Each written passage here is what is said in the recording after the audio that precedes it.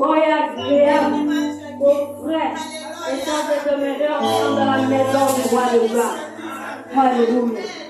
Oui, nous allons appeler le pasteur pour nous présenter l'orateur et prier pour la parole. Amen.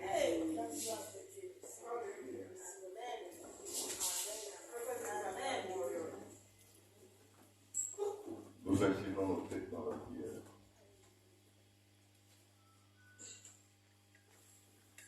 Seigneur, merci pour ces instants merveilleux, instants de joie,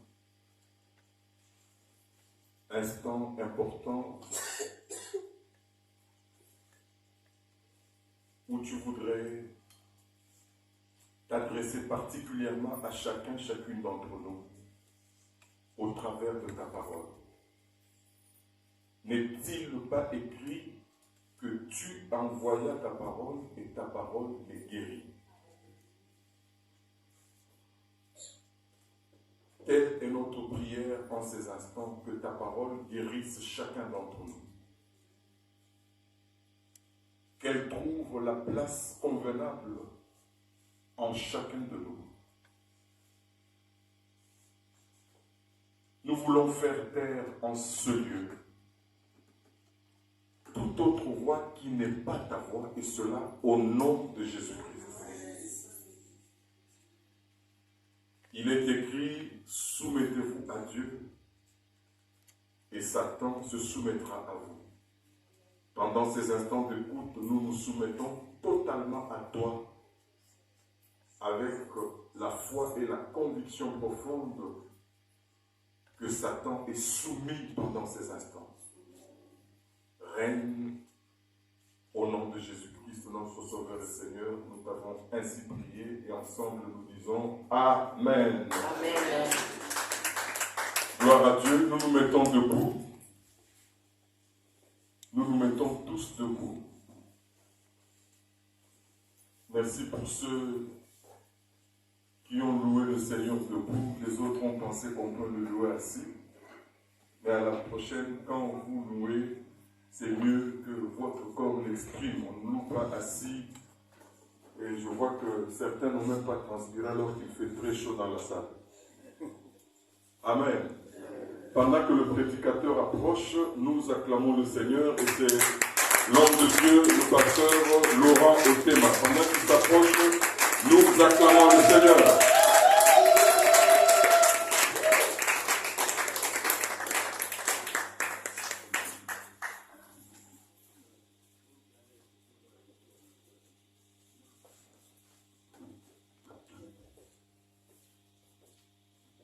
Amen. Vous pouvez vous asseoir, je vous en prie.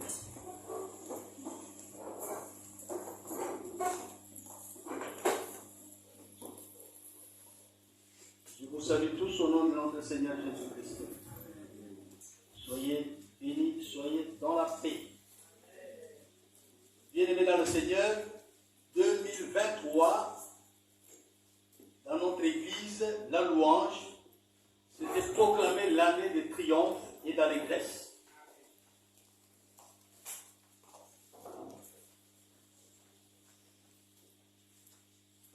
Vous allez noter ces passages. 1 Roi chapitre 18. 1 Roi chapitre 18, verset 18 à 29. Et puis verset 36 à 40. 1 Roi chapitre 18, verset 18 à 19, et puis 36 à 40. Vous avez aussi Matthieu chapitre 6, verset 24, Jérémie chapitre 33, verset 3. 1 Roi 18, 18 à 29, et puis 36 à 40.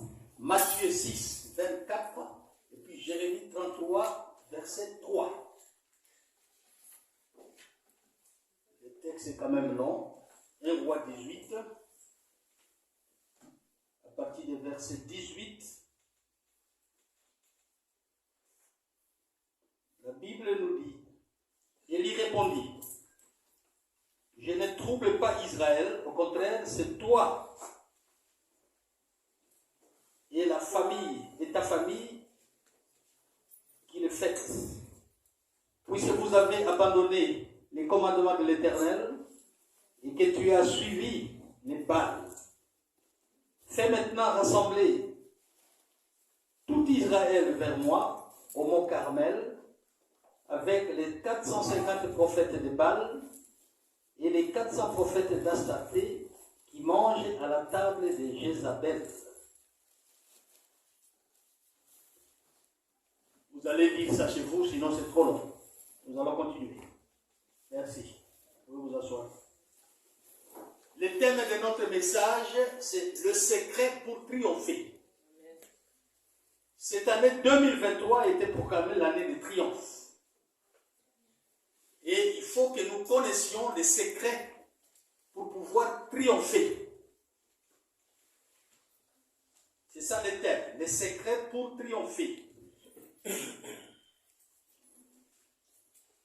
S'il faut définir quelques concepts, le secret, c'est quelque chose qui n'est connu de personne, bien qui est connu de peu de personnes.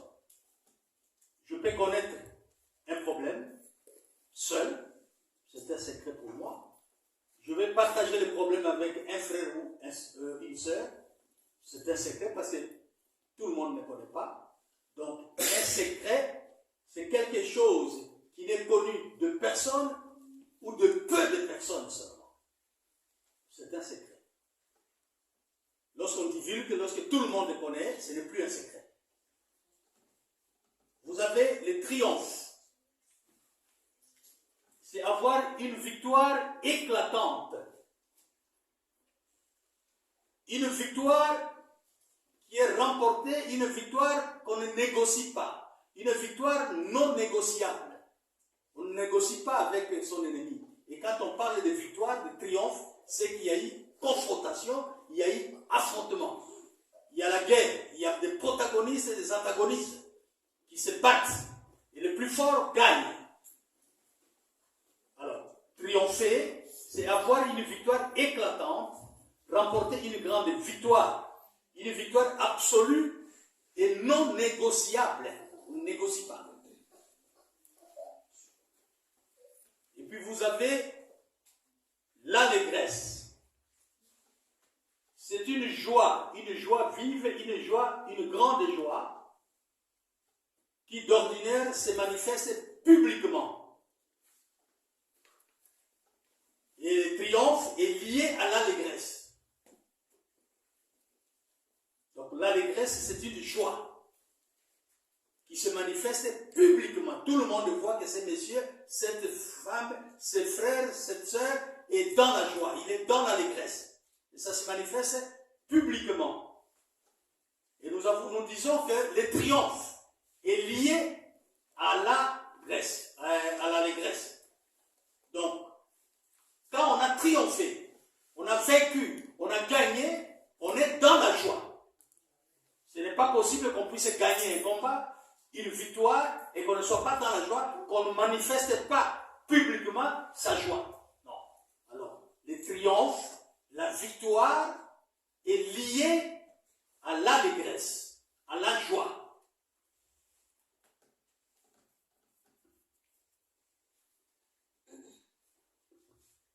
La Bible nous dit, dans Psaume 149, verset 5, que les fidèles triomphent dans la gloire, qu'ils poussent des cris de joie, des cris d'allégresse sur leurs bouches.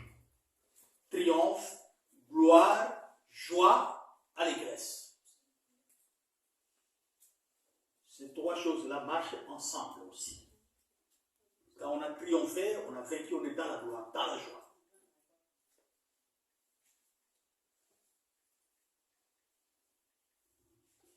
Bien-aimés dans le Seigneur, nous devons nous armer de courage pour être capables de confronter, d'affronter nos ennemis afin de pouvoir les vaincre. Nous devons nous armer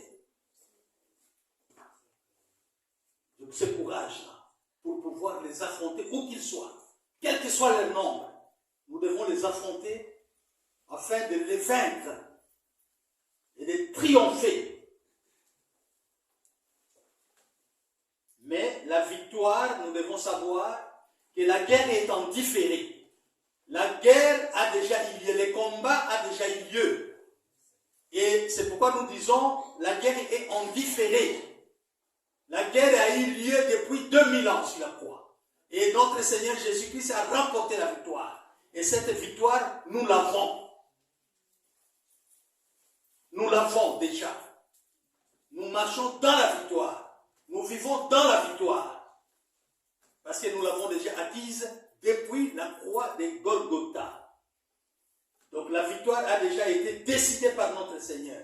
Et à cette année 2023, c'est une année de triomphe, de victoire.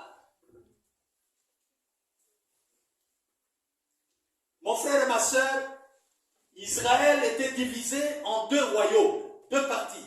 Il y avait Israël du nord et Israël du sud. Israël du nord, qu'on appelait royaume d'Israël,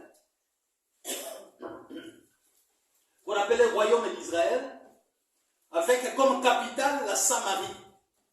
Et ces royaumes du nord étaient composés de 10 tribus.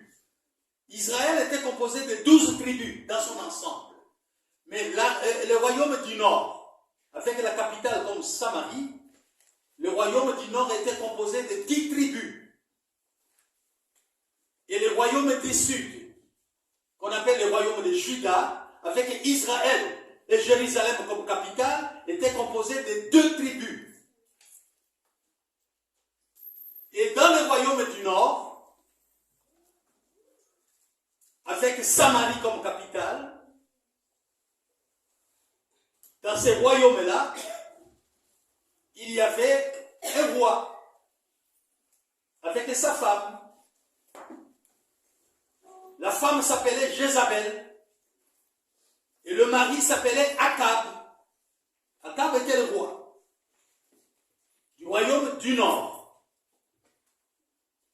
Et sa femme Jézabel était l'adoratrice des faux dieux. Les dieux que la Bible appelle Baal. Les dieux Baal. Et Jézabel était l'adoratrice de ces faux dieux-là. Elle n'adorait pas le véritable Dieu. Comme il y a des hommes qui ont un faible devant leurs femmes, Akab a été influencé par sa femme Jézabel. Et Akab, roi du Nord, a commencé aussi à adorer Baal comme sa femme Jézabel. Donc, ils ont fait entrer ces Baal dans Israël.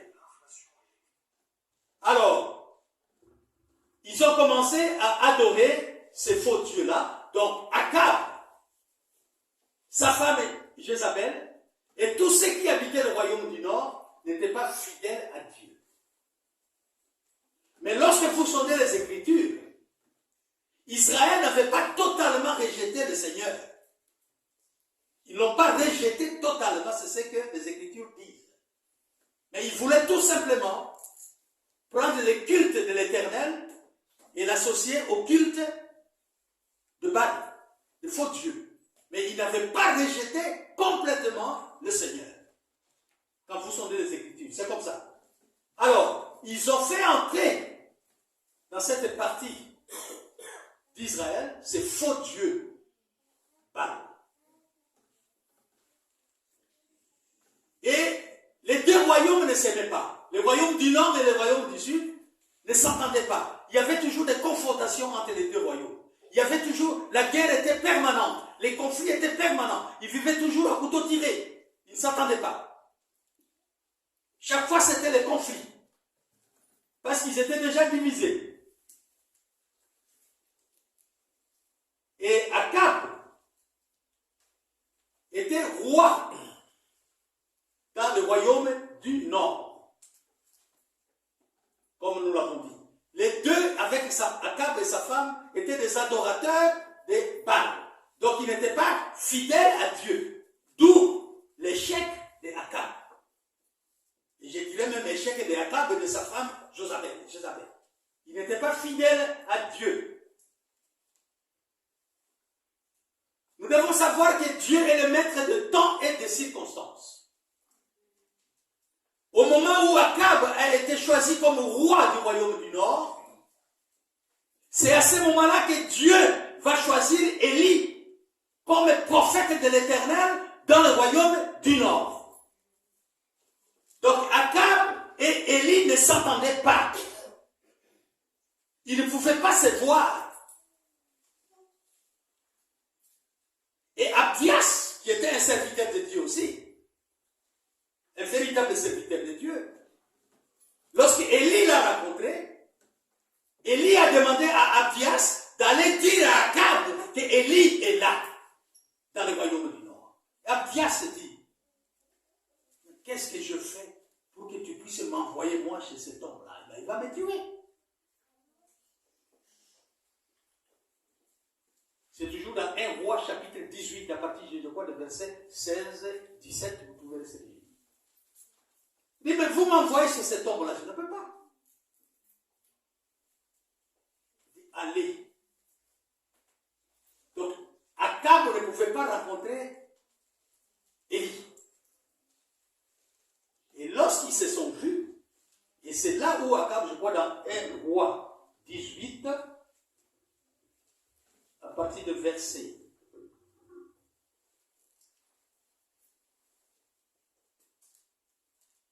Oui, à partir de verset 18, Élie, donc à partir de verset 16, Abdias alla à la rencontre d'Akab et l'informa de la situation du pays, comme Élie le lui avait demandé. Il est allé trouver le roi Akab pour lui parler de ce qui se passait dans le pays, parce qu'il y avait la sécheresse dans le pays. À peine qu'Akab a rencontré Élie, nous sommes au verset 17, à peine l'est-il aperçu qui lui dit, et c'est toi qui jettes les troubles en Israël. C'est Akab qui dit au prophète Élie, c'est toi qui jettes les troubles dans ces pays. Et le prophète Élie lui dit, ce n'est pas moi, c'est vous, avec votre faux Dieu Baal. C'est vous qui semez le désordre dans le pays. Ce n'est pas moi. Donc les deux hommes ne pouvaient pas se voir. Akab est roi. Élie est prophète de Dieu. Il n'y avait pas de pluie dans le pays. Comme Baal était considéré par les Israéliens ou les Israélites comme roi de pluie, roi de tonnerre, et pour les Israélites et pour Akab, le Dieu d'Élie, le véritable Dieu, était incapable de faire tomber la pluie pour que la sécheresse cesse. Il dit, c'est Baal qui est le Dieu de pluie, le Dieu de tonnerre. C'est lui-là que nous devons invoquer pour que la pluie tombe et que la sécheresse s'arrête dans le pays.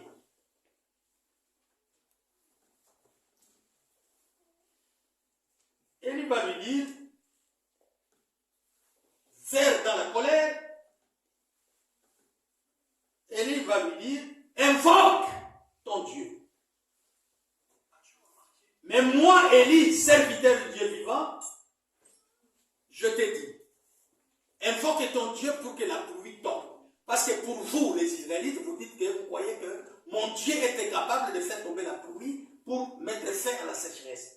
Parce que votre Dieu Baal s'appelle Dieu des pluies. Invoquez ce Dieu-là pour que la pluie tombe. Mais moi, Élie, prophète de l'Éternel, serviteur de l'Éternel, je vous dis, vous pouvez prier, vous pouvez invoquer votre Dieu. Moi, Élie, je vous dis, pendant 3 années, il n'y aura pas de pluie. Une seule goutte d'eau de pluie dans ce pays. Et comme ça, vous saurez que mon Dieu est le véritable Dieu. Priez, invoquez votre Dieu. Il s'appelle Dieu de pluie. Et Akab, avec tout le peuple, invoqué ce faux Dieu-là. Il n'y a pas eu de pluie. L'homme de Dieu, Élie, avait dit, 3 ans, il n'y aura pas de pluie, malgré vos prières. Et cela fut arrivé. Il n'y a pas eu de pluie, malgré la prière, l'invocation de Akab et de ses hommes. Il n'y a pas eu de pluie. Et la colère d'Akab était encore là. Bien-aimés dans le Seigneur, Élie nous montre ici comment il faut triompher. Quand nous lisons dans 1 Roi, chapitre 18, verset 21, Élie nous montre qu'on ne peut pas triompher avec un cœur divisé. Il faut rester fidèle à un seul maître. Il faut être dans l'unité. Quand on a le cœur divisé, il n'y a pas de triomphe, il n'y a pas de victoire. Et dans 1 Roi 18, 21, il dit, jusqu'à quand clocherez-vous de deux côtés? Si l'Éternel est Dieu, allez après lui. Si c'est Baal, allez après Baal. Au lieu de tantôt Baal, tantôt Dieu, non. Faites votre choix. Si c'est Dieu, allez vers Dieu. Et si c'est Baal, allez vers Baal. Jusqu'à quand clocherez-vous? Le peuple ne lui répondit rien, dit la Bible. Ils ont entendu ce que le prophète a dit, mais ils n'ont pas répondu. Mon frère, ma soeur, vous ne pouvez pas servir 2 maîtres. La Bible le dit. Ou bien vous aimerez plus un, vous haïrez l'autre, ou vous attacherez beaucoup d'importance à l'un et vous mépriserez l'autre. Il faut faire le choix. On est soit froid ou chaud. La Bible nous interdit d'être tiède. Non. Ou bien c'est Baal, ou bien c'est le Dieu d'Israël. Ou bien tu es chaud. Dieu sait que tu es chaud. Tu es son serviteur, tu lui es fidèle. Ou tu es froid. Ou tu es froid. Et pas entre les deux tièdes. On va te mettre où? Donc on ne peut pas servir 2 maîtres. Nous sommes là, même nous. La Bible dit on ne peut pas servir Dieu et Maman. On ne peut pas avoir un pied dedans, un pied dehors. Soit les 2 pieds sont dehors, soit les 2 pieds sont dedans.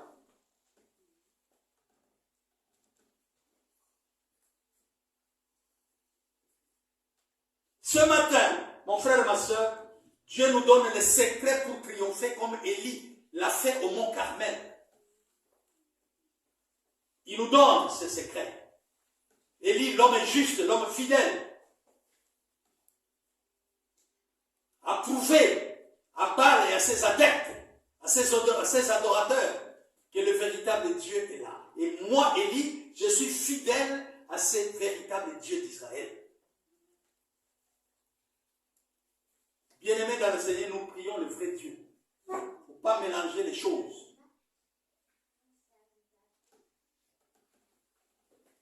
On nous a donné 4 secrets pour triompher. Le premier secret, c'est la fidélité.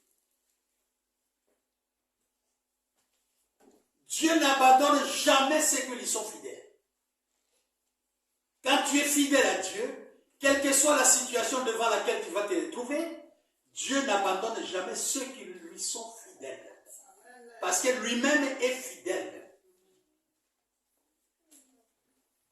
Restons fidèles à Dieu. La victoire est certaine lorsqu'on est fidèle à Dieu. C'est lui qui combat et il donne la victoire. Ce n'est pas nous qui combattons. Ceux qui nous combattent, nous ne les connaissons pas. Ce sont des esprits. Mais Dieu les voit. Et c'est lui qui combat nos ennemis.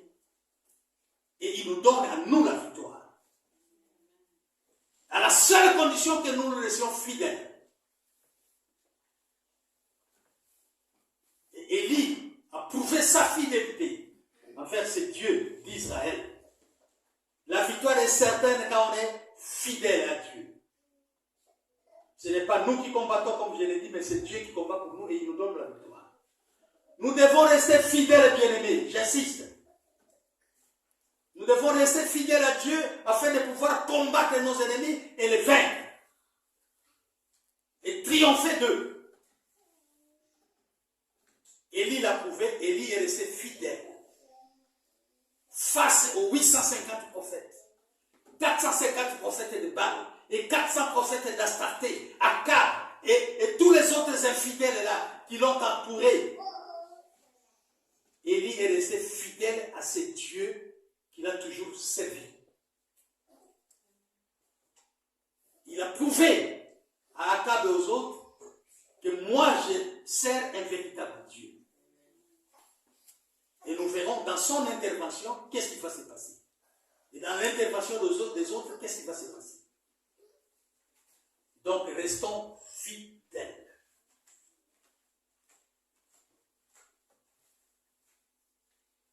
Élie est resté fidèle à son Dieu.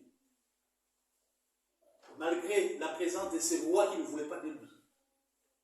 Malgré le nombre de ces prophètes-là, 850, il était seul.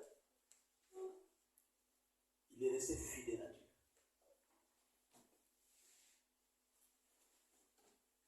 Le deuxième secret, il dit le premier secret, c'est la fidélité. Le deuxième secret, vous avez l'assurance, la confiance et la foi. Vous pouvez noter 1 Roi 18, 23 à 24. L'assurance, bien-aimé, la confiance en Dieu et la foi en Dieu. Comme je l'ai dit, il y a eu en Israël 850 faux prophètes.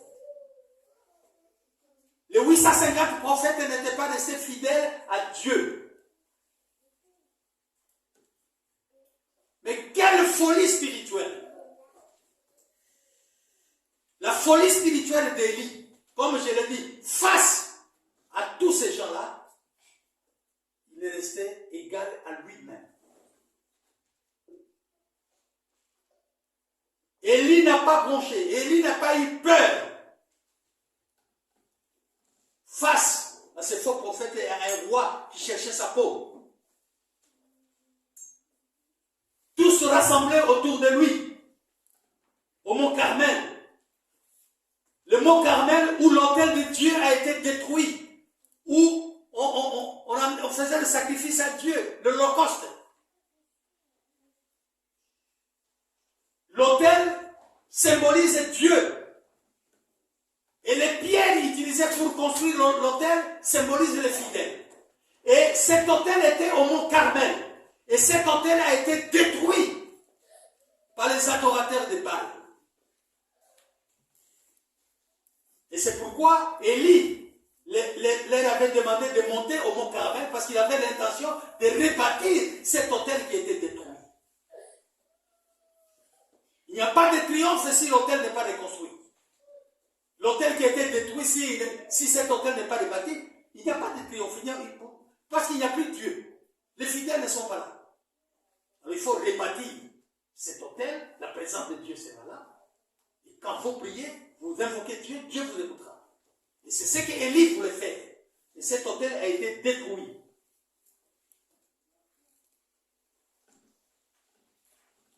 Élie avait confiance en son Dieu. Il avait aussi l'assurance de son Dieu.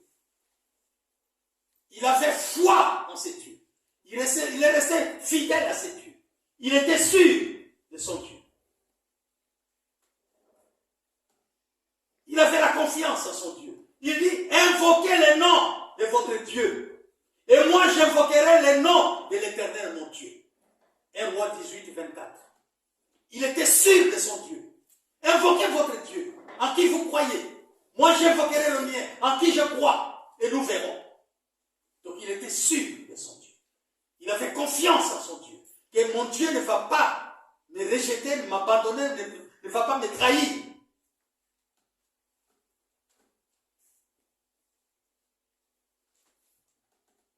Et Élie va demander qu'on leur apporte 2 taureaux, 2 animaux d'holocauste, de sacrifice. Il dit bon, il y a 2 groupes, le groupe de Baal et le groupe de l'Éternel des armées. Apportez-nous 2 taureaux. Comme vous, les adorateurs de Baal, vous êtes nombreux, vous allez commencer l'opération. Prenez les taureaux, vous les coupez en morceaux. Vous allez mettre sur l'autel, sur le bois. Ne mettez pas le feu. Coupez seulement les taureaux en morceaux. Prenez les morceaux là, mettez sur le bois. Ne mettez pas le feu. Et invoquez votre Dieu. Parce qu'il est le Dieu des tonnerres. Invoquez votre Dieu. Et du ciel, le feu va descendre et ça va brûler l'holocauste. Ne mettez pas le feu. Les adorateurs de Baal l'ont fait.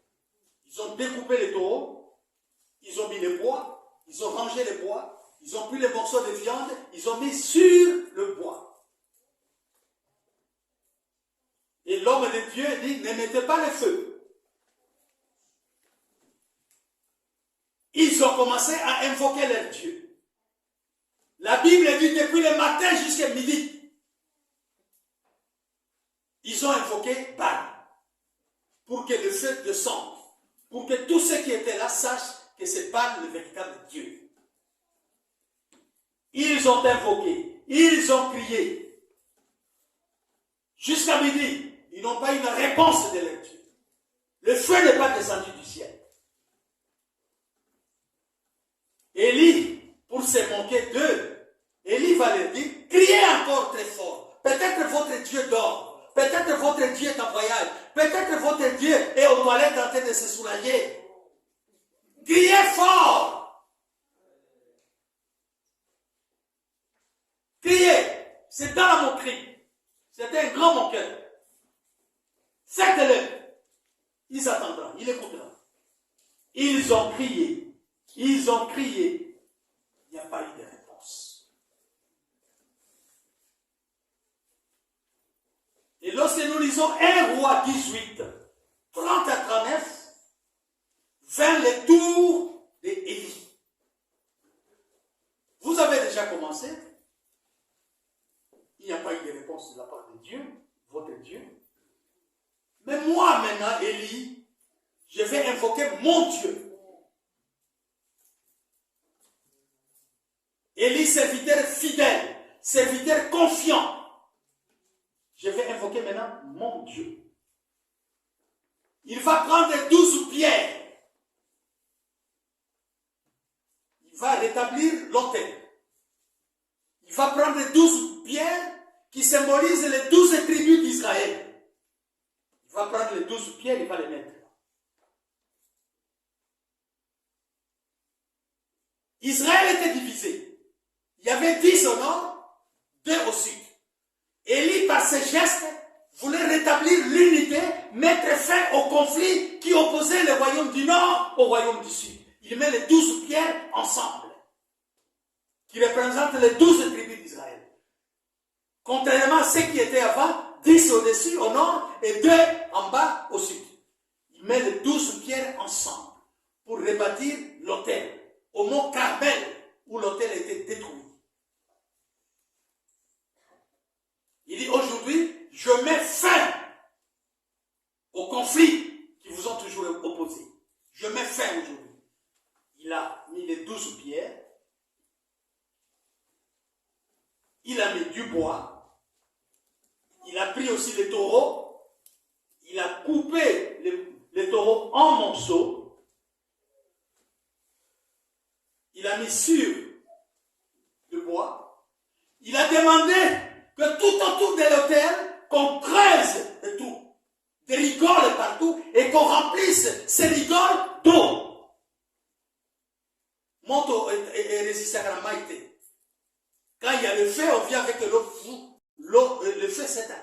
Il dit, bon, on va mettre l'eau tout autour. Plusieurs rigoles, plusieurs trous, plein d'eau.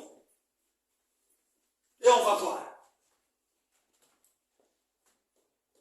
Et il a commencé à invoquer son Dieu. Les dieux. Et il a fait appel. Il a rappelé à Dieu l'alliance que Dieu avait conclue avec Abraham. Les dieux d'Abraham, d'Isaac et d'Israël. Ou de Jacob. Parce que le nom de Jacob était changé en celui d'Israël. Mais dans la Bible, on parle des rois d'Abraham, d'Isaac et d'Israël. Il a prié. Il a invoqué son Dieu. Akab était là. Et les 850 prophètes de Baal et d'Astarté étaient là.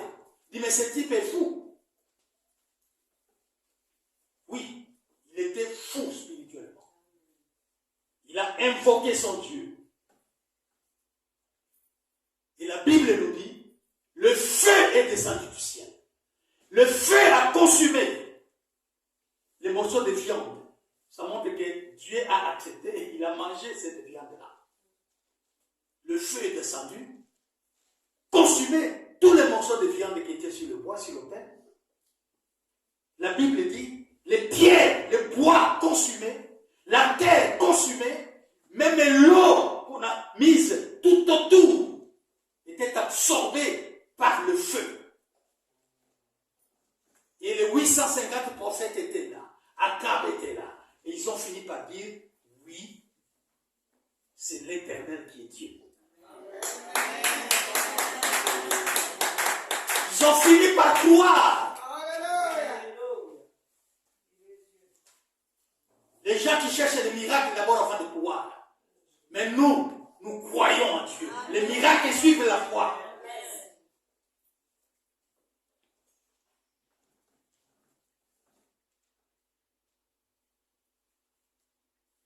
Bien-aimé dans le Seigneur, quand tu as l'assurance, la confiance et la foi en celui que toi tu sais, tu peux être entouré de tes ennemis, quel que soit leur nombre. Le pire ne t'arrivera jamais. Amen. Comme dit Psaume 91, verset 7, que 1000 tombent à ton côté, 10 000 à ta droite, tu ne seras pas atteint. Amen. Même si tu es devant tes ennemis, entouré par tes ennemis, Dieu peut t'élever.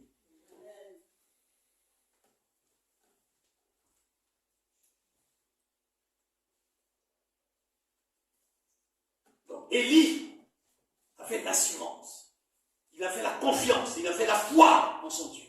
Alléluia. Et nous comparons la foi d'Élie, l'assurance d'Élie, la confiance d'Élie à celle qu'avait cette femme qui a souffert de perte de sang pendant 12 ans.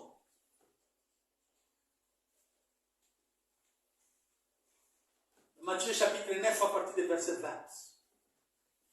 Cette femme a souffert pendant 12 ans.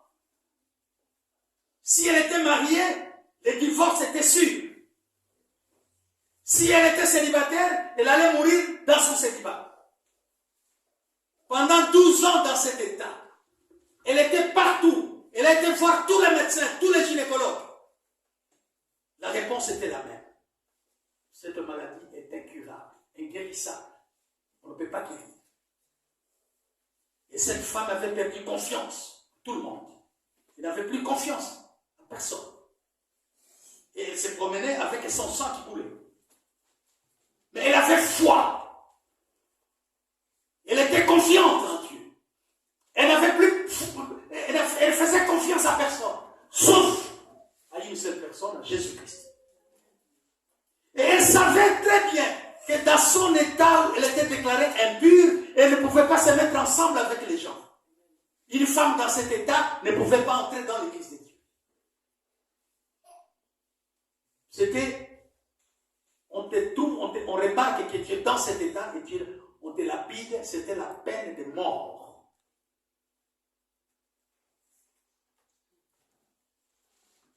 C'était la loi de Moïse. Et cette femme savait qu'elle était dans cet état-là. Elle dit, Je suis dans cet état. Si on découvre que je suis dans cet état, dans la foule comme ça, on va me lapider et je vais mourir. Mais je crois en cette personne. Je crois en cette personne. Je suis sûr de cette personne. Cette femme, dans son état d'impureté, elle a essayé de faufiler. Elle dit, je n'ai pas besoin que Jésus-Christ me voie. Je n'ai pas besoin non plus que Jésus-Christ me parle. Mais j'ai besoin seulement de m'approcher de lui et de toucher sa robe, le pan de sa robe. Elle avait cette foi-là, elle avait cette assurance-là. Elle a faufilé, malgré les protocoles. Cette femme a faufilé jusqu'à s'approcher de lui. Vous voyez comme les chefs de l'État avec des gardes corps tout autour. Comment est-ce que tu vas t'approcher de lui? Mais cette femme a pris tous les risques. Comme on dit dans le monde, celui qui ne risque rien n'a rien. Advienne que pourra, oekoya eya. Moi, je vais foncer. Cette femme a foncé jusqu'à toucher la pente de la robe de Jésus-Christ. Sachant que Jésus-Christ étant saint, sachant que Jésus-Christ étant pur, tout ce qui est à lui est saint. Tout ce qui est en Jésus-Christ est pur. Donc sa robe aussi est sainte, sa robe aussi est pure. Puisque lui-même est pur. Il suffit que je touche les pas de sa robe, je serai guéri. Elle l'a fait et elle était guérie.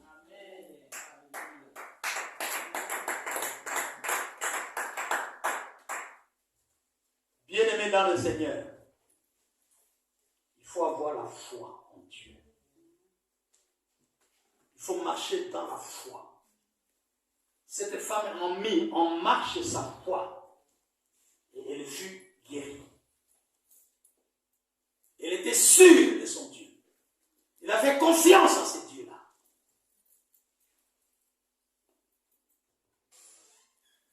Bien-aimé dans le Seigneur, en cette année 2023, marchons dans la fidélité, dans la confiance, dans l'assurance et dans la foi.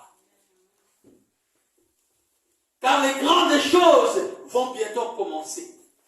Les choses que tu n'as jamais entendues, les choses que tu n'as jamais vues, les choses que tu n'as jamais rêvées, même dans Ndoto, au monde à côté. En cette année 2023, ces grandes choses, Dieu va te les révéler. Tu les verras et tu les vivras. Invoque seulement ton Dieu, comme nous dit Jérémie 33, verset 3. Ces grandes choses cachées, même dans Ndoto, tu n'as jamais vu ça. Jamais entendu, jamais vu. Mais en cette année 2023, si nous marchons dans la fidélité, dans la confiance, dans la foi, ces choses, nous allons les vivre. Ce serait une vérité, une réalité. Même si tu dois passer par le feu, même si on va te jeter dans la mer, dans l'océan, Jésus-Christ est la parole de vie, l'eau de vie. Même si on te jette sur l'eau, le fleuve, la mer, l'océan, la Bible nous dit, tu ne seras pas submergé par les eaux.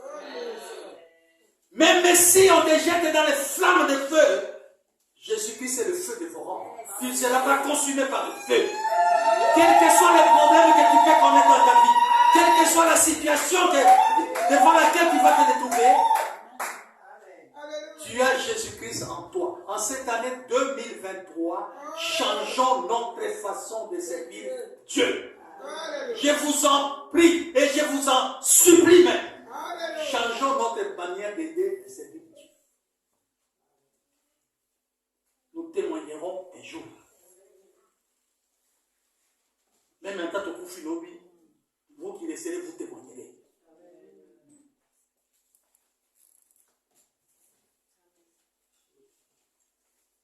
Ayons confiance, la foi, l'assurance. Le troisième secret, c'est le sang et le nom de Jésus-Christ. 1 Roi 18, 28. Dans l'Antiquité, les gens se faisaient des incisions. Quand ils prient, crient, il n'y a rien, alors ils se blessent avec des couteaux, épées, lances, tout ce que vous voulez, pour que le sang coule. Et lorsque leur faux Dieu va voir ce sang couler, il aura pitié d'eux. Et comme ça, il va les répondre. Dans l'Antiquité, c'était comme ça. Et ils ont prié, ils ont appelé leur Baal. Je n'avais pas de réponse. Et il va les crier, blessez-vous, faites-vous des incisions. Dans l'Antiquité, dans votre coutume, c'était comme ça. C'était comme ça dans votre coutume.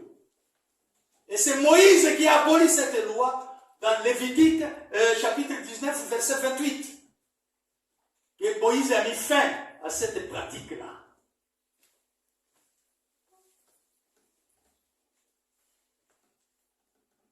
Et Élie va leur dire, oui, criez.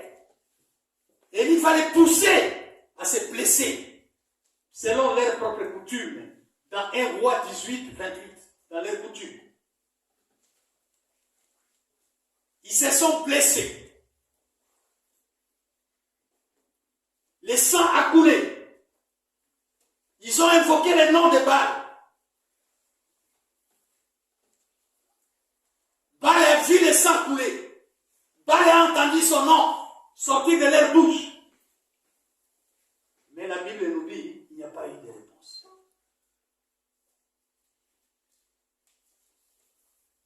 Bien-aimés dans le Seigneur, le sang de triomphe, le sang de la victoire, n'est ni le sang d'un animal, ni le sang d'une personne, mais c'est le sang de Jésus-Christ.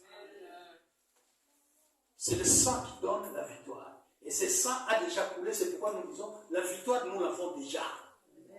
Parce que ce sang a déjà coulé. Ce n'est ni le sang d'un animal, ni d'une personne. Mon frère et ma soeur, le nom de Jésus-Christ et le sang de Jésus-Christ qui feront de toi, mon frère, triomphant ou triomphateur, c'est le sang de Jésus-Christ et le nom de Jésus-Christ qui fera de toi, ma soeur, triomphante ou triomphatrice. Ce n'est pas le sang d'animal.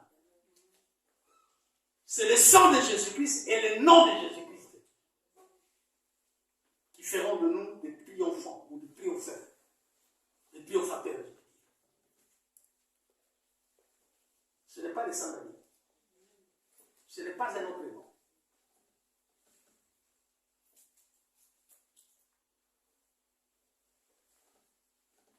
Et en cette année 2023, c'est une année de victoire éclatante, de victoire absolue. Parce que le sang de Jésus-Christ a déjà coulé.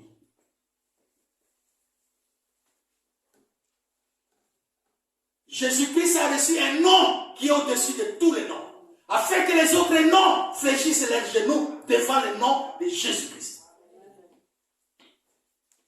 Donc, c'est le sang de Jésus-Christ et le nom de Jésus-Christ qui triomphe. J'aimerais dire à une personne aujourd'hui que notre combat est en différé, je l'ai déjà dit. Il a déjà eu lieu à Golgotha il y a 2000 ans. Nous avons déjà triomphé. Nous avons déjà vaincu par le sang et le nom de Jésus-Christ.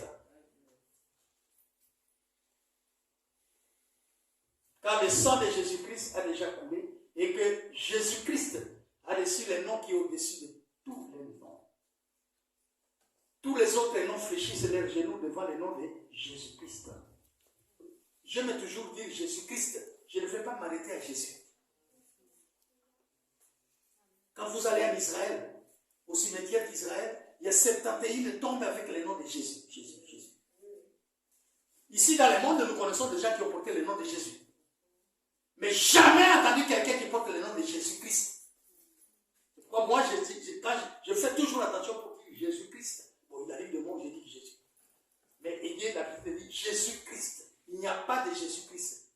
Mais de Jésus, on le trouve. Il y a des barres. Jésus, c'est lui qui est Saracine et qui a écrit un livre là, de théro canonique, la partie qui n'est pas canonique et n'est pas acceptée. Il a écrit, la Bible, il s'appelle aussi Jésus. Au Congo, là, il y avait un type qui s'appelait Jésus. Dieu Mukuna et Jésus Sokina. Mais jamais Jésus-Christ. Jamais. Et tous les noms fléchissent leurs genoux devant le nom de Jésus-Christ. Dans les cieux, sur la terre, sous les eaux. Les noms de Jésus-Christ, tous les autres noms fléchissent leurs genoux. Les genoux des péchés doivent fléchir leurs genoux. Doivent fléchir devant Jésus-Christ. Les genoux de célibat doivent fléchir devant Jésus-Christ.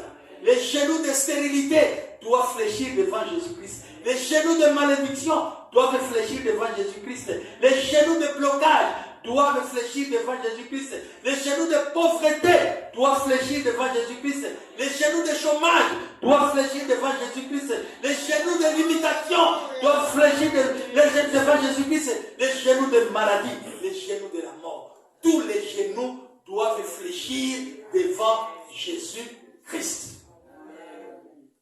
Tout doit fléchir en cette année. Mon frère, ma soeur, nous allons chuter. Et le quatrième secret, la force de l'alliance dans la prière.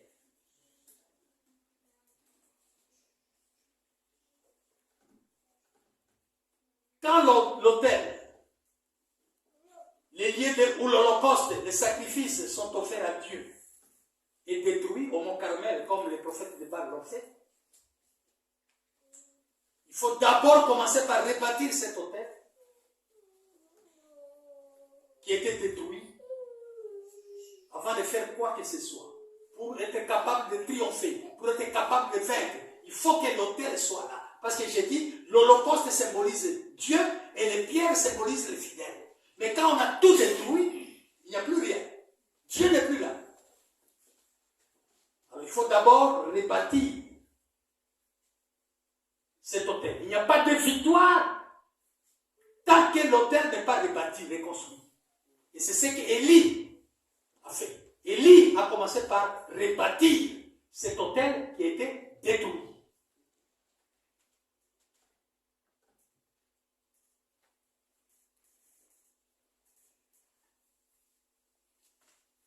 Quand l'autel est détruit, il n'y a pas de triomphe, il n'y a pas de victoire, bien aimé, parce que Dieu n'est plus là. Et Élie a commencé par rebâtir cet autel. On nous dit, rebâtir l'autel qui était renversé. C'est pourquoi il a pris les 12 pierres symbolisant les 12 tribus d'Israël. Il a mis là. L'autel est construit avec des pierres, le mapanga. Il a reconstruit. C'était le symbole de l'unité.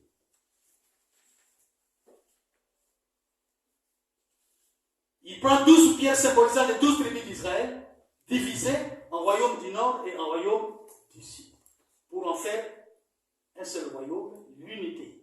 12 tribus ensemble. 2. Il fait creuser des rigoles, des trous, et il les remplit d'eau. Jésus-Christ est l'eau de vie. La vie doit revenir dans cet autel qui a été détruit, rebâti. La vie reviendra.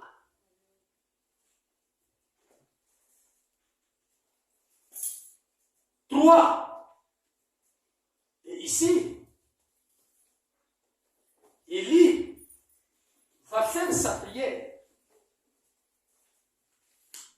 Il va rappeler à son Dieu son alliance avec Abraham, Isaac et Israël, donc Jacob. La Bible parle d'Israël. Donc c'est Jacob. L'Éternel Dieu, nous lisons 1 Roi 18, 36 à 37. L'Éternel Dieu d'Abraham, d'Isaac et d'Israël, que l'on sache aujourd'hui que tu es Dieu en Israël et que moi, Élie, je suis ton serviteur et que j'ai fait toutes ces choses par ta parole. Nous ne pouvons rien faire en dehors de la parole de Dieu. Tout ce que je fais, c'est par ta parole. Réponds-moi, Éternel, réponds-moi. Afin que ce peuple qui me voit, Akab, Jézabel et tous ces incrédules, ces infidèles, tous ces peuples qui me regardent, que ce peuple reconnaisse que c'est toi, l'Éternel, qui est Dieu. Il a rappelé à le Dieu que nous servons est un Dieu d'alliance. Les collines peuvent chanceler, les montagnes peuvent bouger. Ton amour ne bougera pas et ton alliance de paix ne chancellera pas. C'est un Dieu d'alliance. Et il est fidèle. Nous l'avons accepté dans notre vie comme sauveur et Seigneur personnel. Il restera fidèle pour nous. Aujourd'hui aussi, mon frère et ma soeur, pour ta vie, pour tes problèmes, que l'on sache que Dieu est devant tes douleurs, mes douleurs aussi. Que Dieu est devant tes maladies, mes maladies aussi. Dieu est devant tes soucis, mes soucis aussi. Dieu est devant ton célibat et mon célibat. Moi, je ne suis pas célibataire. Dieu est aussi dans ta stérilité. Dieu est dans ta solitude.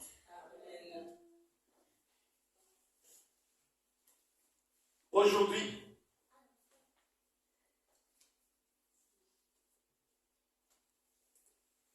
Dieu répond à la prière de son serviteur Élie.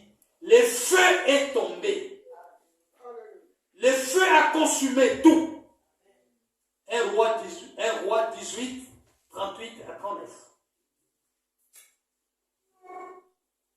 Et quand tout le peuple a vu cela, quand le peuple a vu le feu descendre du ciel et tout consumer, il a cru en disant, oui, l'Éternel qui est Dieu. C'est l'Éternel qui est Dieu. C'est vrai, comme je l'ai dit au départ, les miracles sont bibliques. Les gens aiment d'abord voir des miracles avant de croire.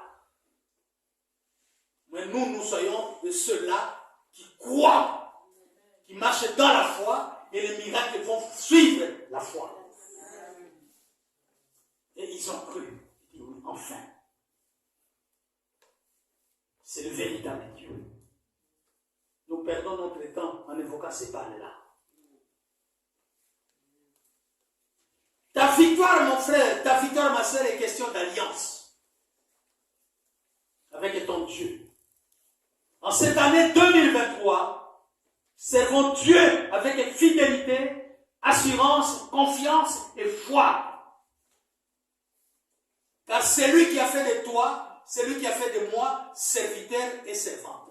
Nous sommes ses serviteurs, nous sommes ses servantes. Et c'est lui qui a fait de nous, ses serviteurs, ses servantes. Nous devons les servir avec foi, avec assurance, avec crainte et tremblement.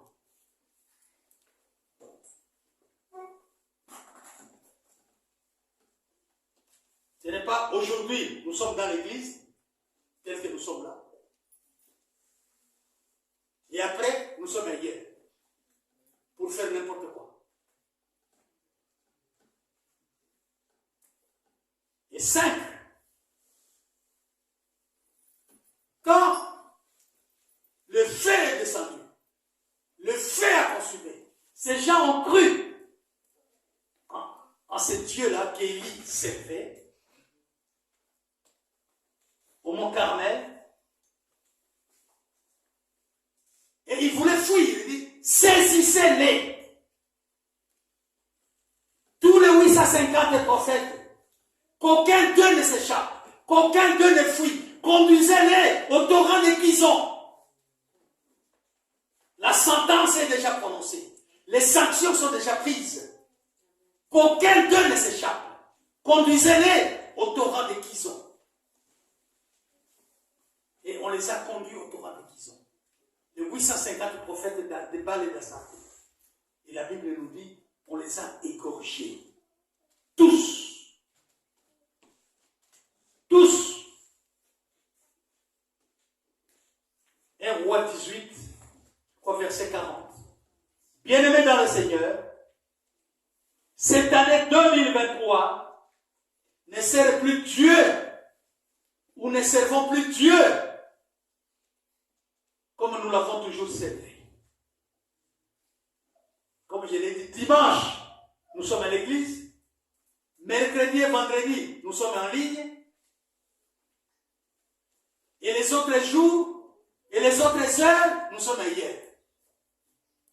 Nous faisons ce que nous faisons. Tout le monde sait ce qu'il fait ailleurs.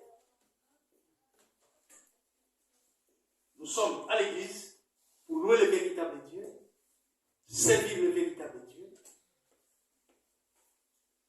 Mais tous les jours, nous devons servir et craindre le même Dieu. Partout où nous sommes. Partout où nous sommes. Changeons notre manière de servir Dieu cette année. Ne fléchissons plus nos genoux devant Baal. Ne fléchissons plus nos genoux devant la colère. Ne fléchissons plus nos genoux devant le mensonge. Ne fléchissons plus nos genoux devant l'hypocrisie. Ne fléchissons plus nos genoux devant l'impudicité. Ne fléchissons plus nos genoux devant les vols, les critiques, les murmures, les médisances, les calomnies. Ne fléchissons. Ce sont des balles. Ne fléchissons plus nos genoux.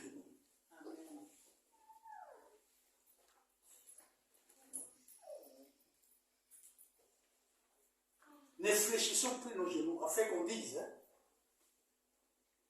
les véritables dieux, cette année 2023, les véritables dieux, c'est les dieux de la louange. Les véritables dieux, c'est les dieux de la louange, Bruxelles 2.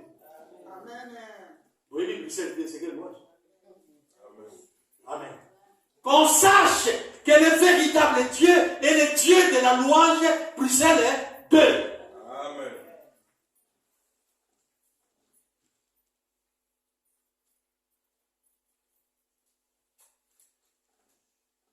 Il y aura des sentences, des sanctions déjà prises contre nos ennemis. Aucun d'eux ne fuira cette année 2023. Ceux qui nous combattent, ceux qui nous font la guerre, la nuit comme le jour, aucun d'eux n'échappera, car la sentence est déjà prononcée. Saisissez-les. Conduisez-les tous au torrent de Kizon pour y être égorgés. Bien-aimés, vous n'allez pas dire autobomie, nous tuons. Nous ne tuons pas. La nuit, tu peux me voir moi sur ton lit. Hey, passer là comme mon bail pour tout la mec. Mais si tu te réveilles à ce moment-là, tu vas dans ma chambre, tu trouveras mon corps sur les lits. Je veux dire quelque chose. Tu me trouveras sur mon lit en train de dormir. Mais entre temps, la même tu m'as vu dans ton lit là à côté. C'est l'esprit. Nous tuons l'esprit. C'est l'esprit malin, le mauvais esprit qui agit dans les corps. Ce n'est pas les corps. Même les gens qui font la projection astrale, qui sortent, ce n'est pas les corps, c'est l'esprit. Et ces esprits qui animent ceux qui nous font la guerre, nous les égorgeons au nom de Jésus-Christ. cette année 2023, c'est fini pour eux. C'est fini pour eux. On ne parlera plus d'eux. Ayons la foi. Ayons la foi. Car ils sont tous égorgés. Et nous serons en paix. Et nous témoignerons ce véritable Dieu. Amen. Que Dieu vous bénisse.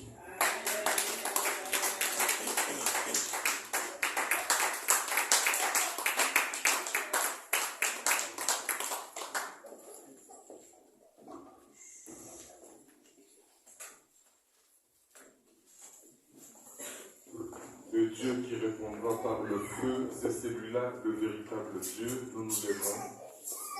Et tout le monde a fini par dire, c'est l'Éternel qui est Dieu.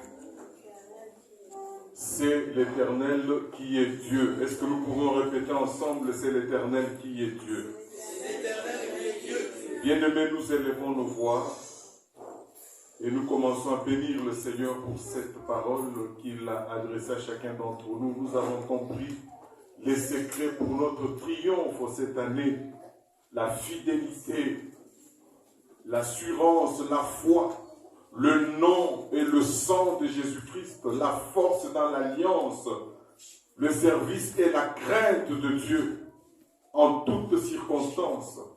Élevons nos voix et prions ensemble. Alléluia. Alléluia.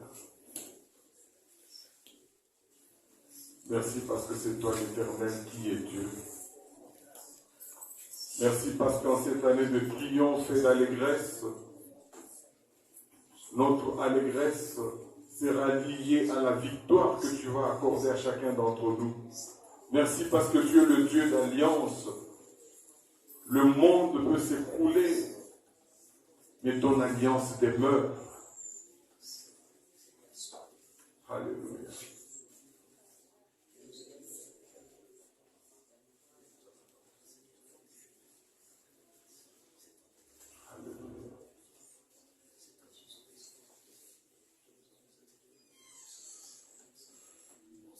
Bien-aimé, le Seigneur me met à cœur de pouvoir insister sur le Dieu de l'Alliance.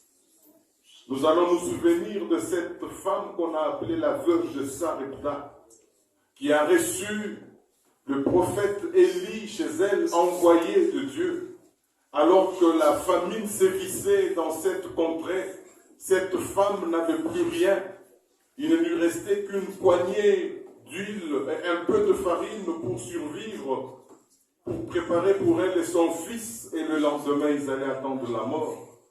Et lorsque le prophète de l'Éternel, Élie, est arrivé chez cette femme, il a dit à cette femme de préparer d'abord pour lui.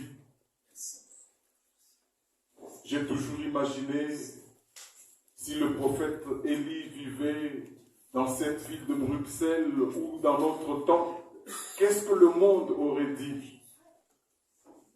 Un homme de Dieu qui arrive chez une femme veuve qui n'a rien et qui exige qu'elle puisse d'abord préparer pour lui. On aurait dit que c'est l'escroquerie. On aurait dit que c'est ce genre de serviteurs qui sont en train de s'aimer de leur propre sur l'Éternel. Mais cette femme avait compris que le Dieu que nous servons, c'est le Dieu de l'Alliance. Et elle a préparé pour cet homme. Et bien aimé, nous connaissons la suite. La Bible dit que l'huile et la farine n'ont jamais manqué dans la maison de cette femme, à cause du Dieu de l'Alliance. Bien aimé, l'Alliance n'est pas théorique, l'Alliance est matérielle. Et si tu crois que le Dieu est le Dieu de l'Alliance, peut-être que nous n'aurons pas le temps, mais tu peux saisir l'opportunité. Tu peux saisir l'opportunité pendant que l'homme de Dieu a prêché et que l'onction est encore là. Tu peux venir déposer ton alliance dans ce panier et dire, Seigneur, je scelle mon alliance avec toi, comme cette veuve de Sarepta l'avait fait, comme beaucoup d'autres l'ont fait. Je voudrais le faire, mais tu peux aussi te dire, je pourrais le faire le dimanche prochain. Mais la Bible dit que Dieu est le Dieu de l'alliance.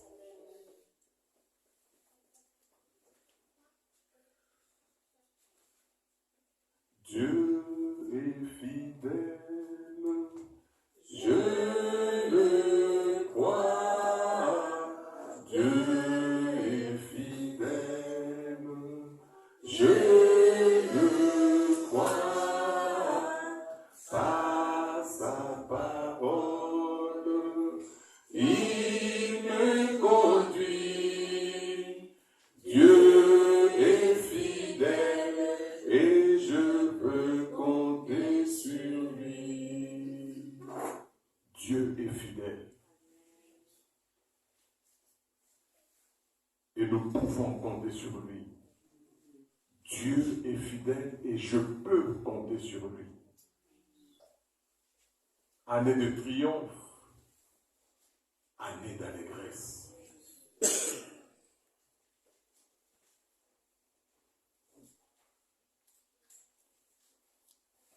Seigneur, merci pour ta parole.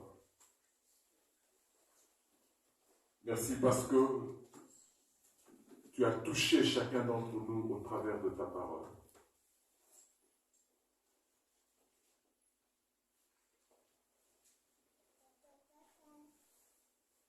Nous voulons vivre les fruits et les retombées de cette parole dans nos vies cette année.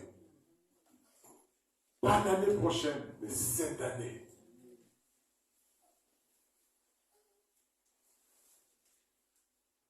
Parce que nous avons compris que c'est l'Éternel qui est Dieu.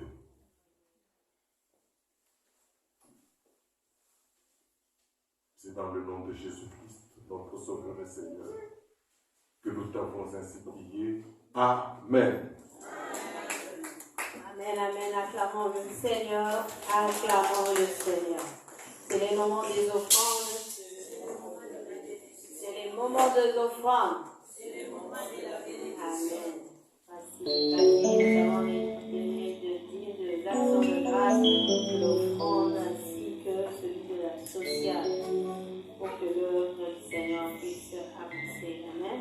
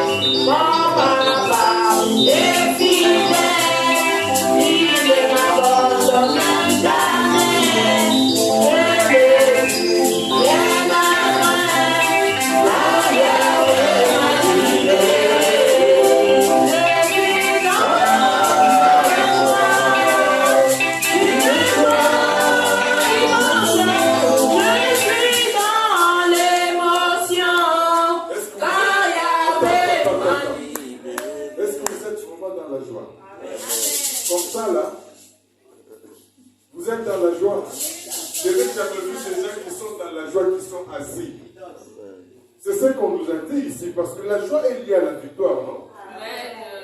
Parce que nous devons être conscients de ce que nous chantons. Alléluia.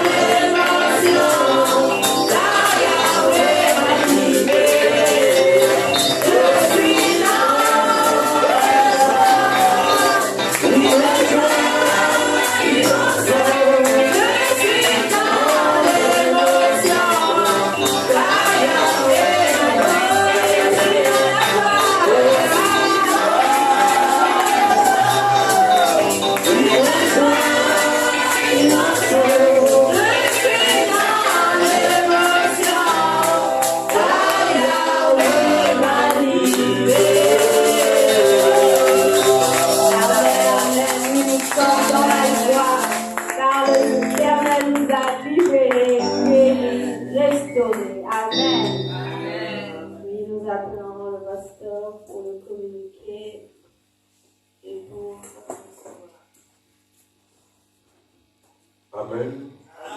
Est-ce qu'il y a quelqu'un qui est dans la joie? Est-ce qu'il peut le manifester en instant? Gloire à Dieu. Amen. Est-ce qu'il y a des gens qui vont voyager ou qui reviennent de voyage, qui peuvent s'avancer? Nous allons prier pour eux. La Bible dit, je garderai ton départ et ton arrivée. Alléluia. Vous savez, il y a des gens qui ont voyagé et qui ne sont jamais arrivés à destination. Amen. De plus en plus, nous allons nous rappeler, nous allons prier, parce que souvent nous avons oublié de le faire. Même si Dieu a protégé, et c'est de notre devoir de le faire. Est-ce que l'Assemblée peut se lever et diriger en signe de soutien votre main vers les bien-aimés qui vont voyager? Et nous allons prier pour eux. Nous allons laisser entre les mains du Seigneur leur voyage, afin que le Seigneur puisse, n'est-ce pas, écarter les incidents, les accidents, tout ce qui peut entraver ce voyage. Dans le nom de Jésus-Christ, nous prions. Alléluia.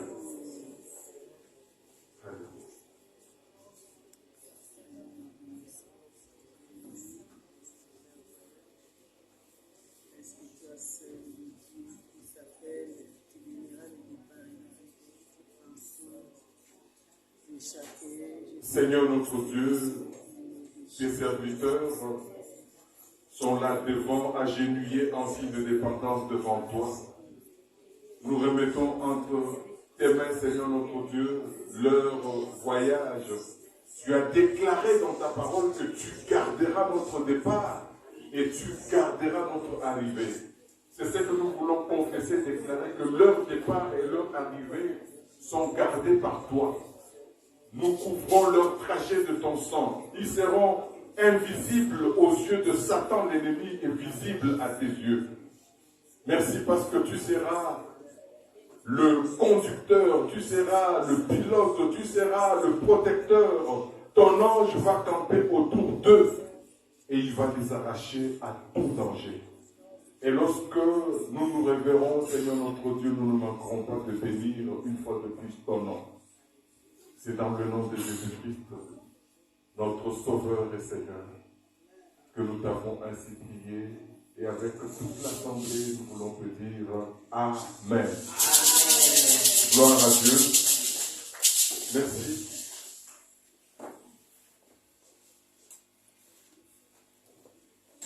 Nous voulons rappeler dans les activités de la semaine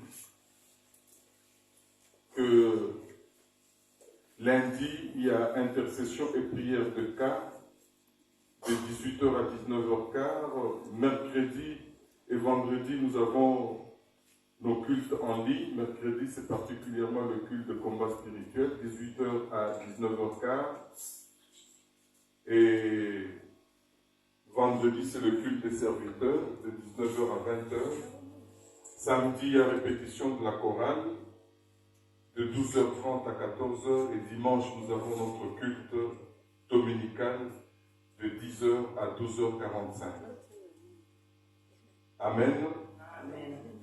Voilà, nous allons nous tenir debout pour clôturer la prière avec le pasteur Amen.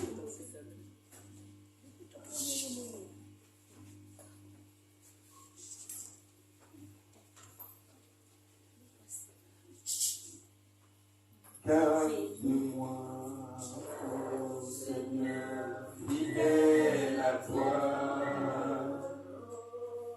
Garde-moi, ô Seigneur, fidèle à toi.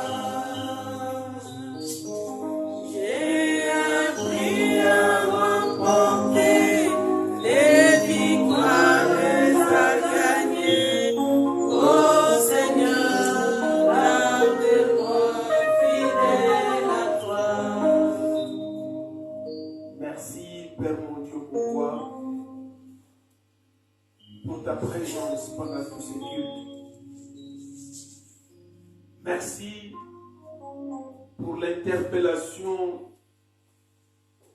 au travers de ces messages.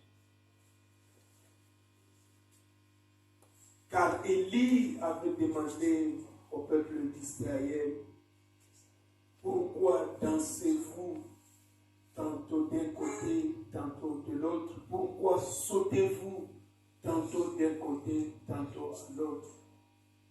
Père mon Dieu, mon roi, nous disons que vous êtes le Seigneur, vous êtes notre Dieu, et nous voulions vous suivre, vous et vous seul, pendant cette année de triomphe et d'allégresse. Parce que ces triomphes et cette allégresse dépendent de notre fidélité et de notre constance à te suivre. Père mon Dieu, mon roi, laisse, ô Père, que tu bénisses ce que ton peuple a apporté dans ta maison, les dîmes, les offrandes, les actions de grâce et les actions sociales. Laisse que cela serve à l'avancement de ton œuvre et laisse que tu bénisses les mains qui ont apporté.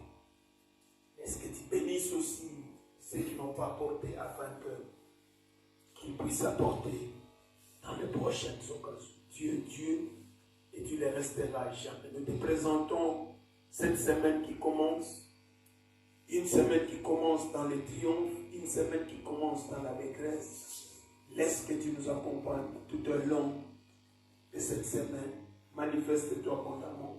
Que ta présence soit avec nous tous les jours pendant cette semaine, dans notre marche de chaque jour, dans les services.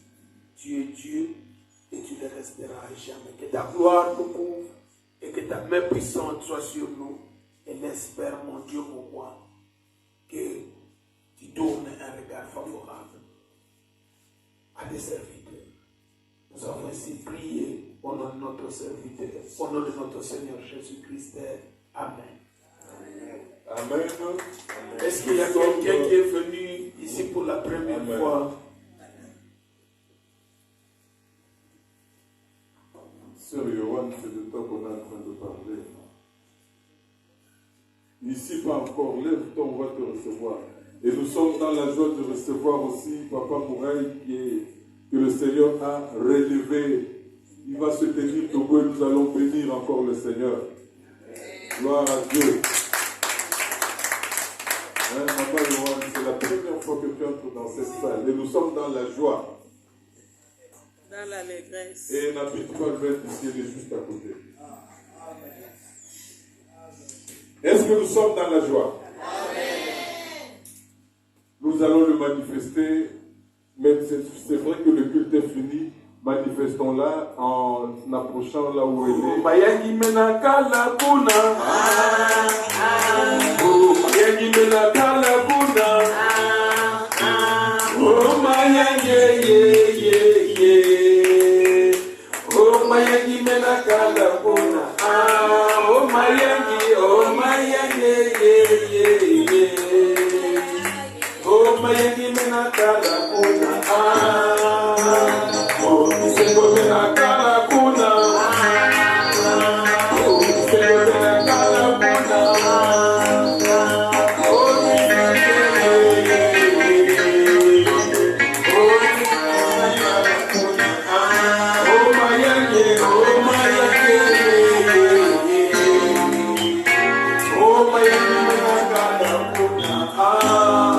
Nous aurions pu continuer, mais le temps, c'est de l'or. Amen. On nous signale qu'il y a un petit quelque chose dans le couloir. Bon, parce que dans l'ancien temps, tu vois, ils se réunissaient et ils partageaient toujours quelque chose en commun. Nous ne perdons pas ces habitudes. Il y a un petit quelque chose à grignoter et il y a un petit jus à prendre. Amen. Que la gloire de notre Dieu soit là. Bon dimanche à tous et que le Seigneur vous bénisse. N'oubliez pas que c'est l'Éternel qui est Dieu.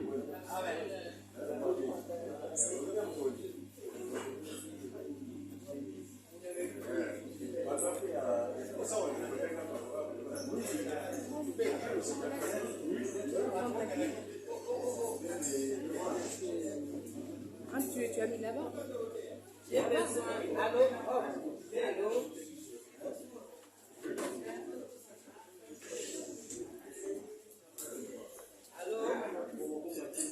Téléphone. J'ai besoin de la sœur Francine. C'est débranché.